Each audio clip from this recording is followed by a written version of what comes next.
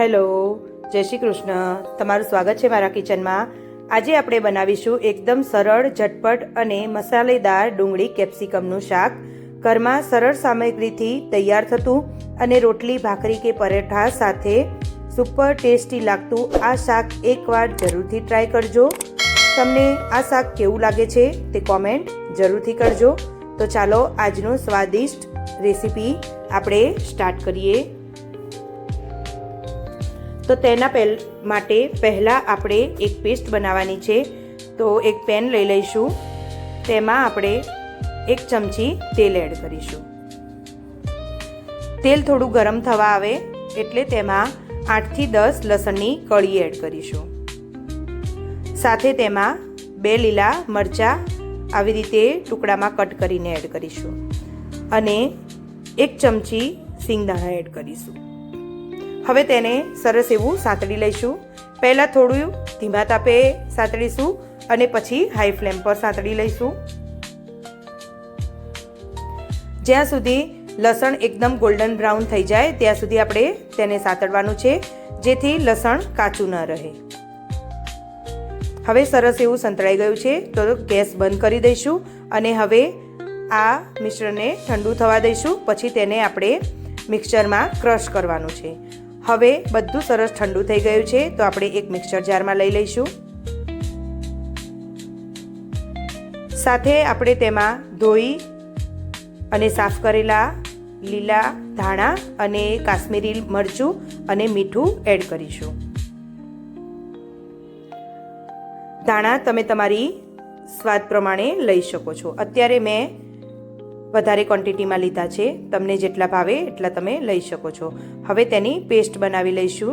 તો એકદમ સરસ સ્મૂથ એવી પેસ્ટ બનાવીને તૈયાર કરીશું. તો હવે આ મિશ્રણને આપણે એક બાજુ રાખીશું. હવે 2 ડુંગળીને આવી રીતે ક્યુબમાં કટ કરી લઈશું અને આવી રીતે બધા જ ડુંગળીને અલગ કરી લઈશું. સાથે એક મોટું કેપ્સિકમ લઈ લઈશું. કેપ્સિકમને પણ આવી રીતે ક્યુબમાં કટ કરી લઈશું. હવે જે આપણે પેસ્ટ બનાવી છે તે પેસ્ટને તેમાં એડ કરી લઈશું અને પેસ્ટને આપણે ડુંગળી અને કેપ્સિકમ ઉપર સરસ એવી કોટ થઈ જાય ત્યાં સુધી હાથમાં એકદમ મસળીને તેને મિક્સ કરી લઈશું. તો ડુંગળી ઉપર અને કેપ્સિકમ ઉપર સરસ એવો મસાલો બધો જ કોટ થઈ ગયો છે. હવે તેને આપણે સાઈડમાં મૂકીશું અને સાથે આપણે બીજી તૈયારી કરીશું. તો હવે 1 કપ દહીં લઈશું. તેમાં 1 ચમચી કસૂરી મેથી, અડધી ચમચી ગરમ મસાલો, સ્વાદ અનુસાર મીઠું અને અડધી ચમચી જીરુંનો પાવડર એડ કરીશું. શેકેલા જીરુંનો પાવડર કરેલો છે મેં. હળદર, મરચું અને ધાણા જીરું બધું જ આપણે અડધી ચમચી લઈ લઈશું. હવે દહીંમાં બધું જ મિક્સ કરી લઈશું અને સરસ એક રસ થઈ જાય ત્યાં સુધી તેને મિક્સ કરીશું અને એકદમ સ્મૂથ પેસ્ટ જેવું દહીંને ફેટી લઈશું. હવે બધું જ સરસ એવું મિક્સ થઈ ગયું છે અને દહીં પણ સરસ ફેટીને તૈયાર થઈ ગયું છે, એકદમ ક્રીમી જેવું. તેને સાઈડમાં રાખીશું. હવે આપણે શાક બનાવીશું. તો એક પેન લઈ લઈશું અને તેમાં 2 થી 3 ચમચી તેલ એડ કરીશું. હવે તેલ ગરમ થઈ જાય એટલે તેમાં ચોપ કરેલું લસણ એડ કરીશું. 2 થી 3 કળી લસણની લઈ લેવી અને તેને ચોપ કરી અને પછી તેમાં એડ કરવું. હવે લસણને આપણે ગોલ્ડન બ્રાઉન થાય ત્યાં સુધી સાતળી લઈશું. લસણ કાચું ના રહે તેના માટે તેને ગોલ્ડન બ્રાઉન થાય ત્યાં સુધી સાતળવું જરૂરી છે.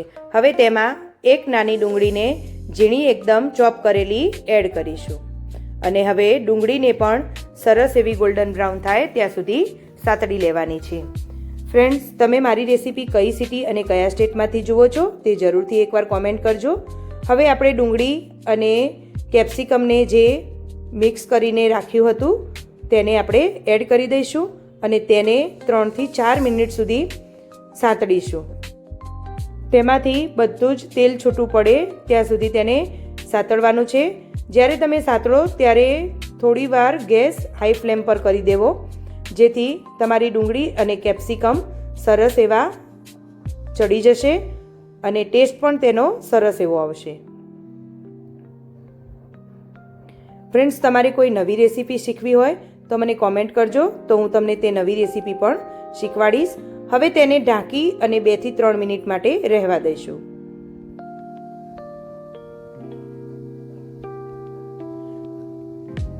આ શાક એકવાર તમે જરૂરથી બનાવજો અને ટ્રાય કરજો. તમને કેવું લાગ્યું તે પણ મને જરૂરથી કહેજો.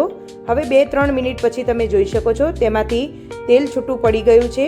તો હવે આપણે જે દહીંનું મિશ્રણ બનાવીને તૈયાર રાખ્યું છે, આપણે તેને આમાં એડ કરીશું અને સરસ એવું આપણું શાક બનાવીને તૈયાર કરીશું. તો બધું જ મિશ્રણ એડ કરી લઈશું. જો તમારે ખાટું દહીં નહીં લેવાનું, તમારે બને ત્યાં સુધી એકદમ મોળું દહીં લેવું, જેથી શાકનો ટેસ્ટ ખૂબ જ સરસ એવો આવે. તો તેના માટે તમારે મોળું દહીં લેવાનું છે. હવે બધું જ આપણે મિક્સ કરી લઈશું. મિક્સ કરતા જ રહેવાનું છે, જેથી દહીં આપણું ફાટી ન જાય. તો તેના માટે 2 થી 3 મિનિટ આપણે મિક્સ કરીશું. શાકનો કલર જોતાની સાથે જ આપણને ખાવાની ઈચ્છા થઈ જાય એવું છે. જ્યારે ઘરમાં કોઈ પણ શાક ન હોય ત્યારે આ બધી જ વસ્તુ લગભગ બધાના જ ઘરમાં હોય છે. તો એકવાર આ શાક બનાવીને આપણે ટ્રાય કરીશું. હવે લાસ્ટમાં થોડુંક આપણે ખાંડ એડ કરીશું. અત્યારે મેં બ્રાઉન શુગર એડ કરી છે. તમારે ગોળ એડ કરવો હોય તો પણ ચાલે. બધું મિક્સ કરી અને તેને ઢાંકી અને 2 મિનિટ માટે રહેવા દઈશું, જેથી તેમાંથી બધું તેલ છૂટું પડી જશે અને આપણું શાક બનીને તૈયાર થઈ જશે. તો હવે તેમાંથી તેલ એકદમ છૂટું પડી ગયું છે અને આપણું શાક બનીને તૈયાર થઈ ગયું છે. તો હવે તેના ઉપર આપણે લીલા ધાણા એડ કરીશું અને આ શાકને આપણે રોટલી, ભાખરી કે પરોઠા સાથે સર્વ કરીશું. આ શાક તમે જ્યારે પણ બનાવો ત્યારે તમને કેવું લાગ્યું તે કોમેન્ટ જરૂરથી કરજો. તો તૈયાર છે આપણું મજેદાર ડુંગળી કેપ્સિકમનું શાક. જો તમને મારી રેસીપી ગમી હોય તો વિડીયોને લાઈક કરો, શેર કરો અને ચેનલને સબસ્ક્રાઈબ કરવાનું ભૂલશો નહીં. તમારો પ્રેમ અને સપોર્ટ જ મને નવી નવી રેસીપી લાવવા માટે પ્રેરણા આપે છે. ફરી મળીએ એક નવી રેસીપી અને નવા સ્વાદિષ્ટ વાનગી સાથે. તો આ રેસીપી એકવાર જરૂરથી બનાવો. કેવું લાગે છે કોમેન્ટ જરૂરથી કરો. Thank you. એન્જોય.